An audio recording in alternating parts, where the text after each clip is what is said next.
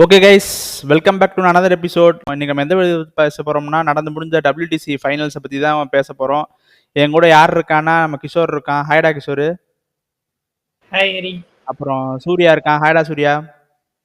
Hi bro.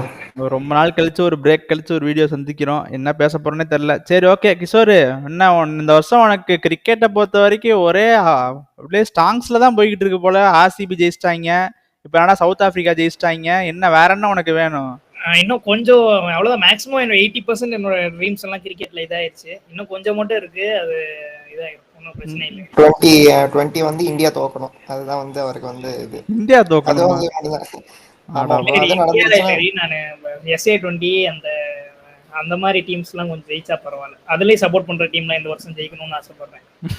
அதுங்க பேரு ஓரளவுக்கு தான் இது நானும். சரி, ஓகே, நம்ம இந்த மேட்சை பற்றி பேசும்போது இந்த டெஸ்ட் மேட்சை வந்து நான் இப்படி டைசெக்ட் பண்ணலான்னு இருக்கேன். ஃபஸ்ட்டு 2 நாள் ஒன்று, அதுக்கப்புறம் அடுத்து 3rd 4th டே ஒன்று மாதிரி பேசலான் இருக்கேன். ஏன்னா ஃபஸ்ட்டு 2 நாள் பார்த்தா அன்பிளேபிளாக இருந்துச்சு பிச்சு. அதை பற்றி கொஞ்சம் சொல்லுங்கடா. அதாவது அந்த ப்ரிவியூலே ஸ்டார்டிங்லேயே சொன்னாங்க, ஃபர்ஸ்ட் 2 நாளை விட இந்த 3rd 4th டே தான் வந்து பேட்டிங் கொஞ்சம் ஈஸியாக இருக்கும் அப்படின்னு முன்னாடி சொல்லிட்டாங்க. ஸோ சவுத் ஆப்பிரிக்காவுக்கு வந்து ஒரு குட் டாஸ் வின் தான். ஏன்னா பார்த்தேன்னா அவங்க 3வது நாள் ரொம்ப ஈஸியா இருந்துச்சு பேட்டிங்க்கு. அதனால அதாவது பால் எந்த மூவ்மெண்ட் இல்ல, ஸோ ஈஸியா கேபிட்டலைஸ் பண்ணிட்டாங்க. நீ ஃபர்ஸ்ட் ஸ்டார்டிங்லேயே பார்த்தீங்கன்னா ஸ்டார்க்கே 50 ஓரளவு கிடைச்சிட்டான். ஹேசல்வுட்னாலேயே ஹேங்கின் பண்ண முடிஞ்சு அந்த பிச் ஈஸ் அவுட் ஆயிடுச்சு. சரி, எனக்கு இன்னொரு டவுட், சூர்யா, ஆஸ்திரேலியா கொஞ்சம் டிஃபென்சிவாக இன்னும் கொஞ்சம் டிஃபென்சிவாக ஆடி இருக்கணுமோன்னு தோணுது.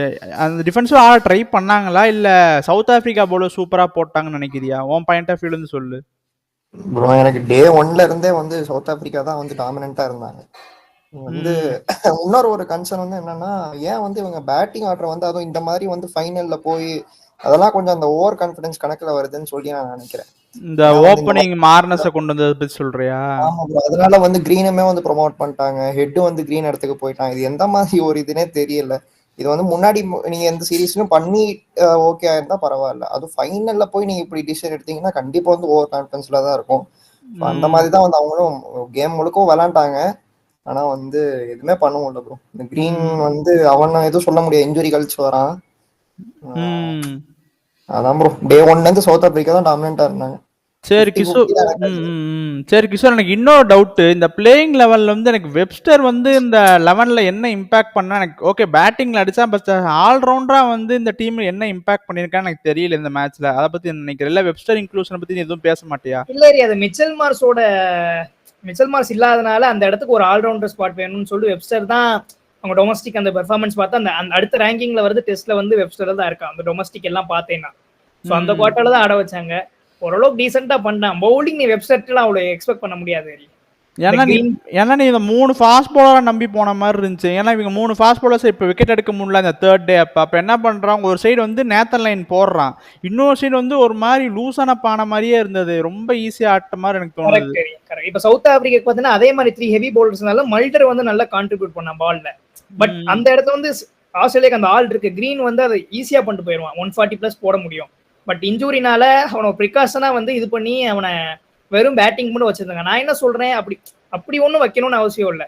இன்னொரு பிரேக் கொடுத்து அந்த இடத்த நீங்க வேற யாராவது ஆட வச்சுட்டு அதுக்கடுத்து கூட கொண்டு வந்துருக்கலாம். இப்போ கிரீன் பவுலிங் போட்டிருந்தா மேபி வேற ஏதாவது இம்பாக்ட் பண்ணிருக்கலாம். இன்னும் ஒரு விக்கெட் இடையில அட்லீஸ்ட் ஒரு 2 டைட்டாச் பண்ணிருக்கலாம். சரி, அது ஓகே. பட் இதனால அவங்க நம்ம சவுத் ஆப்பிரிக்காவோட பேட்டிங் பத்தி பேசியே ஆகணும். எனக்கு டாப் ஆர்டரை பத்தி என்ன பேசுன்னு தெரியல, பட் பவுமாவும் ஏடின் மார்க்ரம் சூப்பரா ஆடினாங்க. அந்த அவங்க எப்படிதான் அவங்க டாப் ஆடுற ஒரு மாதிரி இதாக இருந்தாலுமே மிடில் ஆர்டரில் அவங்க ஃபர்ஸ்ட் போத் 2 இன்னிங்ஸுமே பார்க்கும்போது சூப்பராக தான் ஆடினாங்க. அதை பற்றி சொல்கிறா கிஷோர். இந்த மேட்ச் ஸ்டார்ட் முன்னாடி எல்லா ப்ரிவியூவர்ஸ் எல்லாரும் கொடுத்தது என்ன எட்ஜ் ஆஸ்திரேலியாவுக்கு. எதனால? அவங்களோட அந்த பேட்டிங்கோட எல்லா எக்ஸ்பீரியன்ஸ்னால. சவுத் ஆப்பிரிக்காவோட வீக்னஸே பார்த்தீங்கன்னா பவுலர்ஸ் நல்லா தான் இருக்காங்க. நீ ரபடா வச்சுக்க, நீ நெகிடியும் பார்த்தீங்கன்னா எக்ஸ்பீரியன்ஸ் தான். உனக்கு தேர்ட் பேசரா வரவனுமே நல்ல எக்ஸ்பீரியன்ஸ் தான். பட் பேட்டிங் பார்த்தீங்கன்னா 2 பேரை நம்பி தான் இருக்கு. எக்ஸ்பீரியன்ஸ் பாத்தீங்கன்னா ஃபர்ஸ்ட் ஏடின் மார்க்ரம், அதுக்கடுத்து இடையில வந்துட்டு பவுமா.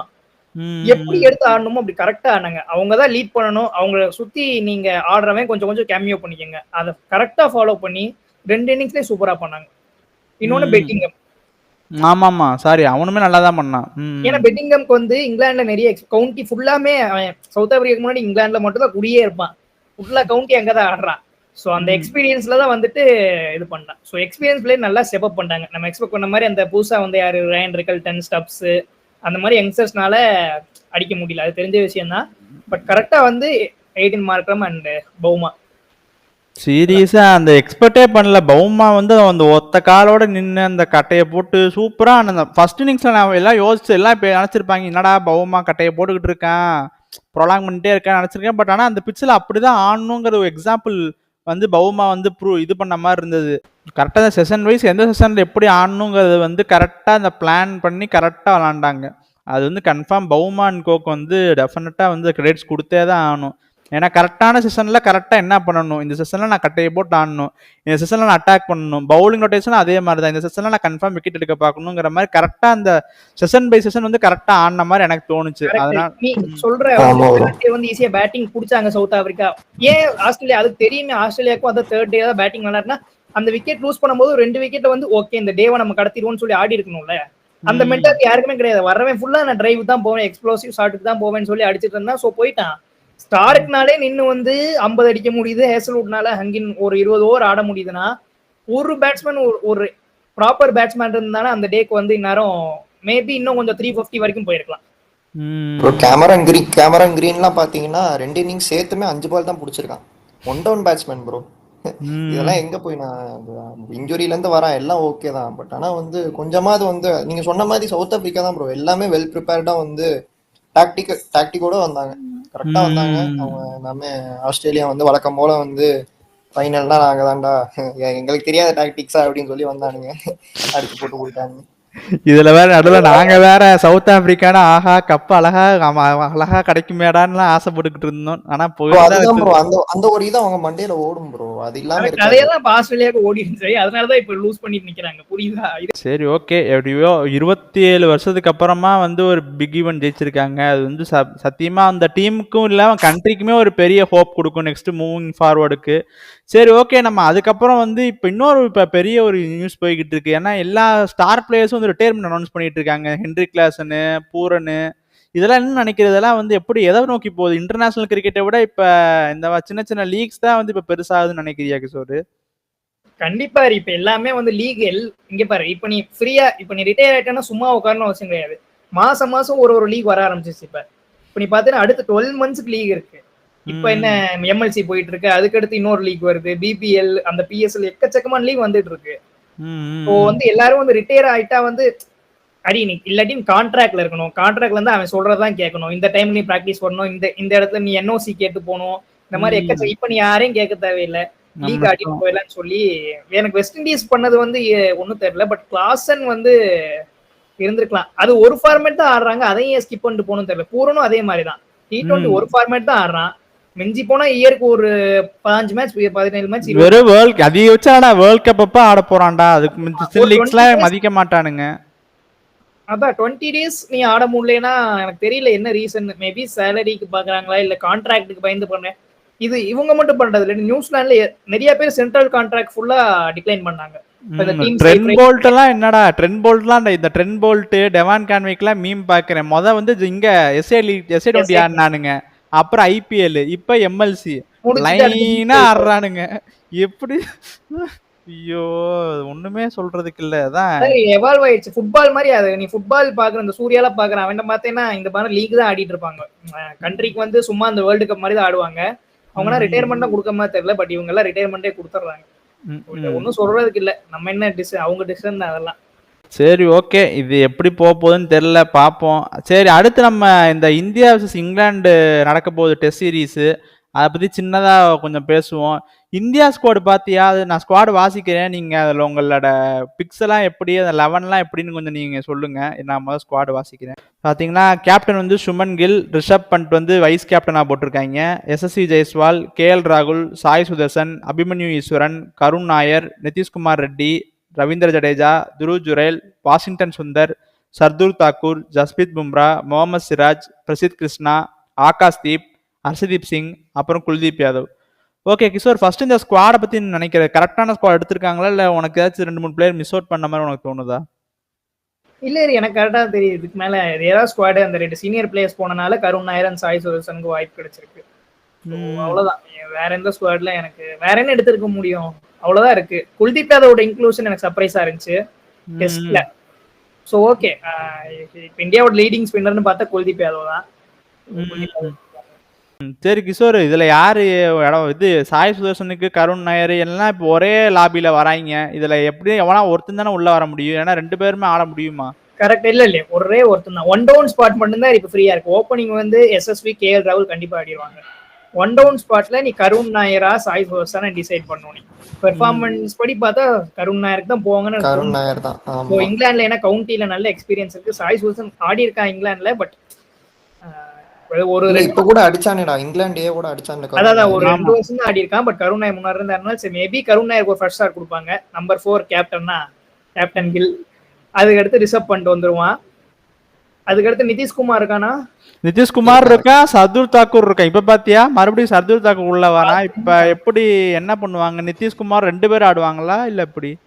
எனக்கு தெரிஞ்சு நிதிஷ்குமார் ஃபார்மும் சர்துல் தாக்கூர் ஃபார்மும் கம்பேர் பண்ணி சர்துல் தாக்கூர் தான் போயனா. இப்ப கூட 122 அண்ட் இங்கிலாந்துல சக்சஸ் அதிகமா இருக்கு. ஆமா, அதனாலதான் எடுத்துட்டு போயிருக்காங்க. இங்கிலாந்து சீரீஸ்ல வந்து தாக்கூர் வந்து கோல்டன் ஆம் திடீர்னு அடிச்சு போட்டுருவான். இல்ல அதுதான் நடந்திருக்குது. சிரிக்கிறதுக்கு இங்க என்ன? அதான் அதேதான். சோ ஒரு ஜடேஜா இருக்கனால ஜடேஜாவை ப்ரொமோட் பண்ணிட்டு அது கீழே சர்துல் தாக்கூர் வச்சுட்டு நிதிஷ்குமார் வெயிட் பண்ணணும்னு தான் நினைக்கிறேன். அதான் அந்த ஃபர்ஸ்ட் இந்த WTC பார்க்கும்போதே ஆச்சரியம், ஆஹா செமையா இருக்க போகுது. எனக்கு தெரிஞ்சு கிரீன் விக்கெட்ல நம்ம இந்தியன் பேட்ஸ்மேன் என்ன பண்ண போறாங்கன்னு தான் தெரியல. ஐயோ, அதுதான் எனக்கு பார்க்கும்போது எப்படி இருக்கு. ஆனா இங்கிலாந்துல த்ரெட்னிங் பவுலர்ஸ் உனக்கு தெரிஞ்சு யாராச்சும் இருக்காங்களா? அதே பாயிண்ட் தான் சொல்லுவாங்க. நீ இப்படி சொல்ற, பட் அவங்க இந்தியா வந்து அடிச்சு ப்ரூவ் பண்ணணும்னா இதோட ஒரு பெட்டர் சீரியஸ் கிடைக்காது. பேருக்கு ஒரு நல்ல டீம், பட் பவுலிங் அட்டாக் வந்து ஓரளவுக்கு சுமாரா தான் இருக்கு. ஆர்ச்சர் இல்ல. ஸோ பார்த்தேன்னா எப்படியும் ஒரு சும்மா வந்து ஒரு இன்எக்ஸ்பீரியன்ஸ் பவுலர் தான் ஆடுவாங்க. ஸோ நீ அடிக்கிறதுனா இவங்களதான் அடிச்சாகணும். உனக்கு இந்த மாதிரி ஆண்டர்சன், பிராடு அந்த மாதிரி த்ரெட்டனிங் பண்ற பவுலர்ஸ்லாம் இப்ப இல்ல. But England batting gun batting லைனா போய் எல்லாருமே ஃபார்ம்ல இருக்காங்க bro. Ben Duckett, Brook, Root, Stokes confirm பண்ணிட்டாங்க. Oh okay okay. அதுக்கு அடுத்து ரூட் வருவான், Harry Brook. So England batting lineup gun மாதிரி இருக்கு. ஸ்டோக்ஸ். சரி ஓகே, இன்னொரு ஒரு பெரிய கேள்வி கேட்க போறேன். இது ஆனால் நம்ம என்னதான் பேசினாலும் வந்து அவங்க இஷ்டத்துக்கு தான் ஆட போறாங்க. போன WTC சைக்கிளில் வந்து ரொம்ப மட்ட ரகமாக அந்த பேஸ்பால் ஃபெயிலியர் ஆச்சு. அதாவது வந்து எல்லாரும் WTCக்காக போராடும் போது அவனுங்க தோத்துக்கிட்டே இருந்தாலும் என்னமோ வந்து அவங்க ஃபைனலில் உட்காந்த மாதிரி ஆணவமாக உட்காந்துருந்தானுங்க. இந்த WTC சைக்கிள்லயாச்சும் அவங்க ஒழுங்கா ஆடுவாங்கன்னு நினைக்கிறியா இல்ல அதே பேஸ்பால் தான்? அதாவது மாத்தலாம் மாட்டாங்க. அவங்க ஒரு பிராண்ட் மாதிரி வச்சுட்டான். அவன் நினைச்சுக்கிட்டாங்க அவங்களே இதுதான் வேல்யூ, இதனாலதான் எல்லாம் பாக்குறாங்க பாப்பாங்க. பட் அதுக்கெல்லாம் நீ வின் எல்லாம் பண்ண முடிய மாட்டேங்குது. ஆனா அல்டிமேட்டா WTC அந்த ஃபைனல் அதுக்கு தானே எல்லாம் எய்ம் பண்ணுவாங்க. இவங்க மட்டும் ஏன் ரிவர்ஸ்ல ஓடிக்கிட்டு இருக்காங்க இந்த ரேஸ்ல எல்லாம்? சரி, நீ T20 அவங்க எல்லா கேமுமே வந்து ஒரே கே தான். T20ல இப்ப மினிமம் ஸ்கோர் அவங்க 250 இந்த SRH மாதிரி தான் பண்ணிட்டு இருக்காங்க. 250 அடிச்சாதான் வந்து நல்ல ஸ்கோர். T20யுமே அதே மாதிரி தான், ODIயுமே அதே மாதிரி தான். ஸோ இதெல்லாம் ஓடியுமே அவங்களால சப்கான்டினென்ட்ல வந்து அந்த பேஸ்பால்லாம் பண்ண முடியல. வேர்ல்டு கப்ல என்ன ஆச்சு? இதான் ட்ரை பண்ணாங்க, முடியல. ஸோ கொஞ்சம் ஏதோ கண்டுபிடிக்கணும். யாராவது ஒரு ஆங்கர் பண்ணணும். அவங்க என்னன்னா ஜோர் விட்டு அட்டாக்கிங் ஆட வைக்கிறீங்களா? அதுதான்டா. ஐயோ, பால் ஆடிறாங்க. டெஸ்ட்ல மேக்ஸிமம் மினிமம் அவங்க டீம்ல இருக்க ஸ்ட்ரைக் ரேட்டே வந்து 70 to 100 தான் எல்லாருமே இருக்காங்க. அதாவது ஒரு ODI ஸ்ட்ரைக் ரேட் கிட்டத்தட்ட. ஆமா, அதுலதான் இருக்காங்க. ஸோ அவங்க மாத்தலாம் மாட்டாங்க, சான்ஸே இல்லை. அப்புறம் சரி ஓகே, நம்ம எல்லாம் சொல்லிட்டோம். லாஸ்டா ஒரே ஒரு பாயிண்ட், நான் அது ஒரு மீம்ல பார்த்தேன். இவன் அபினவ் முகுந்த் உங்களுக்கு தெரியும்னு நினைக்கிறேன். ஒரு இதுல ஏதோ பாட்காஸ்ட் மாதிரி ஒன்னு பார்த்தேன். என்ன சொல்லியிருந்தான்னா வந்து இப்ப நீ புரியல, ஈஸ்வரன், அபிமன்யு ஈஸ்வரன், அபிமன்யு ஈஸ்வரன் ஆடுவீங்களா சாய் சுதர்சன் ஆடுவீங்களா அப்படின்னு சொல்லி கேட்டதுக்கு இவன் சொல்லியிருப்பான், நான் சாய் சுதர்சன் தான் அப்படின்னு மாதிரி சொல்லியிருப்பான். அதாவது என்ன சொல்ல வரான்னா, லைக் எல்லா டெஸ்ட் மேட்ச், இந்த டொமஸ்டிக்ல டெஸ்ட் மேட்சை வந்து வேலிட் பண்ண மாட்டாங்க, கரண்டா T20s IPL அதான் வேலிட் பண்றாங்கன்னு மாதிரி சொல்ற. சரி, இப்ப நான் உங்ககிட்ட ஒன்னு கேக்குறேன். நீ வந்து செலக்டரா இருக்க, ஒருத்தன் டெஸ்ட் டொமஸ்டிக்ல அடிக்கிறான், இன்னொருத்தன் IPL எல்லாம் வந்து சூப்பர் ஸ்டாரா இருக்க. இப்ப சாய் சுதர்சன் எடுத்துக்கோயேன், அவன் டவுட் எதுவுமே பிளேமே பண்ண முடியாது. GTக்காக செமையா ஆடி இருக்கான். நீ யார் எடுப்ப சொல்லு? நான் ஃபர்ஸ்ட் இதுக்கு ஆன்சர் பண்றேன். அப்படி நீ பார்த்தேன்னா, நான் அபிமன்யு ஈஸ்வரன் சாய் சுதர்சன் கம்பேர் பண்ண மாட்டேன். கருண் நாயர் கம்பேர் பண்ணி கருண் நாயர் 1-1. ஏன்னா டொமஸ்டிக்னு பேசினேன்னா அந்த நீ சொல்ற இந்த கடைசி வருஷம் ரஞ்சி எல்லா சீசன்லயும் பார்த்தேன்னா கருண் நாயர் தான் அதிகமா அடிச்சிருக்கான் அபிமன்யு ஈஸ்வரன் கூட. அபிமன்யு நீ சொல்ற ஒத்துக்கிறேன், இவங்கள மாதிரி வரவங்க IPL வரவங்களுக்கு தான் ஃபர்ஸ்ட் ப்ரிஃபரன்ஸ். பட் வந்து இப்படி டெஸ்ட் விளையாடி வரவங்கள இந்தியா ஏ சீரியஸ் அந்த மாதிரி சீரியஸ் வைக்கிறாங்க. வைக்கும் போது இப்ப அபிமன்யு ஈஸ்வரனுக்கு வச்சாங்க, லாஸ்டா ஆஸ்திரேலியா போறதுக்கு முன்னாடி வச்சாங்க. அந்த டூர்ல அவன் வந்து ஒண்ணுமே பெர்ஃபார்ம் பண்ணல. நான் அந்த 3 மேட்ச்மே பிராக்டிஸ் மேட்ச் ஃபாலோ பண்ணேன். 3 மேட்ச்ல ஒண்ணுமே பெர்ஃபார்ம் பண்ணல. அது யாருமே பார்க்க மாட்டாங்க. டொமஸ்டிக் வேற பிராக்டிஸ் மேட்ச்ல பெர்ஃபார்ம் பண்றதா இப்ப மெயினா. நீ ஆஸ்திரேலியா ஏ கூட போய் ஆடுற, அங்க ஆஸ்திரேலியா மெயின் டீமுக்கே அந்த மாதிரி தான் பிளேயர்ஸ் எடுக்கிறாங்க. இப்ப வெப்ஸ்டர் எப்படி வந்தான், இவங்களை அவுட் ஆக்கிட்டு வெப்ஸ்டர்னு ஒருத்தன் இப்ப இந்த டீம்ல இருக்கானா, அன்னைக்கு நடந்த இந்த இந்தியா ஏ சீரியஸ்ல ஒரு 3 தாட்டி ஜெயிச்சனாலதான் சார் நல்லா பெர்ஃபார்ம் பண்ணனாலதான் இவன் இருக்கான். அதாவது வந்து டொமஸ்டிக்ல பெர்ஃபார்ம் பண்ணணும் இந்தியா ஏல இந்த மாதிரி பிளேயர்ஸ் ரெட் பால் ஸ்பெஷலிட்டி எடுக்கிறாங்கன்னு வச்சுக்க ஏல, நீ அங்க வந்து அந்த 3 கேம்ல வந்து ஒரு ஸ்டேட்மெண்ட் ரன்ஸ் அடிச்சுதான் ஆகணும், வேற வழியே கிடையாது. இதுதான் வந்து உண்மை. ஐபிஎல் இருக்கவனுக்கு ஒரு ஈஸி ஃப்ரீ பாஸ் மாதிரி ஐபிஎல் கேம் இருக்கவனுக்கு, ஏன்னா பீப்புள் கண்ணில் படுறான். இப்ப அபிமன்யு ஈஸ்வரன் ஆடுறத இவங்க பேசுறாங்களே, யார் எத்தனை பேர் அவன் விளையாடுறத பாக்குறா சொல்லு? நிறைய பேர் அவனுக்கு யாருன்னே தெரியாது. அவன் வந்து ஒரு டெஸ்ட்ல 60 ஆவரேஜ் வச்சிருக்கான்னு மட்டும் தெரியும், அவன் கேம் எப்படி இருக்குன்னு கூட தெரியாது. வாட்ச் பண்றதுனால நேம் அதிகமா இருக்கிற பிளேயர் டக்குன்னு எடுத்துடுறாங்க. இந்த மாதிரி கிடைக்கிற ஆள் நான் என்ன சொல்றேன், இந்த ஏ சீரியஸ் கொடுக்குறாங்கன்னா அதுல ஒரு ஸ்டேட்மெண்ட் கொடுத்துட்டேன்னா நீ வரப்போற டீமுக்குள்ள, அவ்வளவுதான். நீ சொன்ன பாயிண்ட் கரெக்ட். அந்த ருத்ராஜன் நீ அழுவுற எல்லாம் அழுவுறானுங்க. அவன் கிடைக்கிற சான்ஸ் எல்லாம் இந்த இந்தியா எல்லாம் அவனை போய் எடுங்க இந்தியா கதை உடைக்கிற சத்தம் அங்க கேட்கணும்னு பாருங்க. நீ சொல்ற பாலிடிக்ஸ்ன்றது இருக்கு, இந்த ஐபிஎல் தான் ஃபர்ஸ்ட் கன்சிடரேஷன் எல்லாம் இருக்கு. பட் இவங்க 100% கரெக்டா அப்படின்னு எனக்கு தெரியல. மேபி சொல்லலாம் அபிமன்யு ஈஸ்வரன் அந்த பிரஷர் இருக்கு, கொடுத்த 2 மேட்ச் பெர்ஃபார்ம் ஹை பிரஷர், வேற வழி இல்ல, பண்ணிதான் ஆகணும். ஏன்னா மெயின் டீம்ல காம்படிஷன் அதிகம், அது வந்து புரிஞ்சுக்கணும். நீ 2 சான்ஸ் தான், நீ பிராக்டிஸ்ல பண்ணாதான் நீ உள்ள இருப்பேனா, நீ பண்ணிதான் ஆகணும். ஏன்னா இப்ப இந்தியன் டீம்ல அப்படி இருக்கு. ஏன்னா நீ பாத்தன ஐபிஎல் ஸ்பெஷலிஸ்ட்லாம் வந்து ரொம்ப அப்படியே அவங்க அடிக்கிறதெல்லாம் பார்த்தா நமக்கே நீயே சொல்ல ஐபிஎல் இப்ப இவன் தான் அடுத்து இருக்கணும் அப்படின்னு நமக்கே தோணுது ப்ரோ. ஆனா நான் ஒன்னு சொல்றேன் ப்ரோ, கருண் நாயர் வந்து டொமஸ்டிக்ல பெர்ஃபார்ம் பண்ணனால தான் ஐபிஎல் வந்தான். ஆனா ஐபிஎல்ல பெர்ஃபார்ம் பண்ணானா ஒரு மேட்ச் தானே பெர்ஃபார்ம் பண்ணா, அப்ப அதை வச்சா நீங்க டெஸ்ட் மேட்ச்க்கு எடுத்தீங்க, டொமஸ்டிக் வச்சு தானே எடுத்திருக்கீங்க. இங்க வந்து அவன் பிராக்டிஸ் மேட்ச்ல அடிச்சிருக்கான். ஸோ அதனாலதான் வந்து அவனுக்கு சான்ஸ் கிடைக்கும் நம்ம பேசுறோம். ஸோ அந்த மாதிரி தான் வந்து அபிமன்யு ஈஸ்வரனும் அவனும் வந்து எங்கேயாவது வந்து இப்போ ஐபிஎல் அவன் இல்லை, ஸோ அதனால வந்து பிராக்டிஸ் மேட்ச்ல தான் பெர்ஃபார்ம் பண்ணி ஆகணும். அது கருண் நாயருமே வந்து இந்த ஐபிஎல் கோட்டால எல்லாம் வந்தான்னு சொல்ல முடியாது. ஐபிஎல்ல ஒரு மேட்சா பெர்ஃபார்மே பண்ணா அவன், அதனால வந்து அவனுமே டொமஸ்டிக் கோட்டால தான் வந்திருக்கான். சர்ஃப்ராஸ்கான ஐபிஎல்லே ஆடல, என்ன பண்ணா ரஞ்சி டிராவி ஃபைனல்ல வேணும்னு அடிச்சா. அந்த மாதிரி நீ வந்து ஸ்டேட்மெண்ட் வின் கொடுக்கணும். 150 டீம் உன்னை நம்பி இருக்கும் போது அப்படி அடிச்சு நீ சும்மா இந்தியாவில நீ 50 ஆவரேஜ் எடுத்து பார்த்தேன். நான் டொமஸ்டிக்ல எல்லா டீம்லயுமே ஒரு 6 பேட்ஸ்மேன் 50 ஆவரேஜ் மேல வச்சிருப்பான் ரஞ்சி. ஏன்னா டொமஸ்டிக்ல அடிக்கிறது எனக்கு அவ்வளவு ஒண்ணு இதா தெரியல. டொமஸ்டிக்ல அடிச்சேன்னா நீ எல்லாத்துக்கும் மேல ரொம்ப டிஃபரன்ஸ் இருக்கணும். அபிமன்யு ஈஸ்வரனுக்கு ஒரு ஹேட் கிடையாது ப்ரோ, அவனை வந்து பீப்புளுக்கு தெரியுமான்னு கூட தெரியாது. ஸோ அதனால வந்து பெர்ஃபார்ம் பண்ணா கண்டிப்பா எடுக்க தான் போறாங்க. நான் என்ன இதுல கன்க்ளூட் பண்றாரு இருக்கேன்னா, லைக் நீங்க சொல்றது கரெக்ட் தான். லைக் கொடுக்குற ஹை மேட்ச் சான்சஸ்ல பெர்ஃபார்ம் பண்ணணும். அதே இல்லாம அவங்க கம்பீட் பண்ற பிளேயர்ஸையும் கொஞ்சம் பார்க்கணும். ஏன்னா நீ இப்போ ஓப்பனிங்ல பார்த்தா பெனிட்ரேட்டே பண்ண முடியாது. மிடில் ஆர்டர்ல இப்போ உனக்கு வேகன்சி இருக்கு, ஸோ அங்கே பெனிட்ரேட் பண்ணலாம்.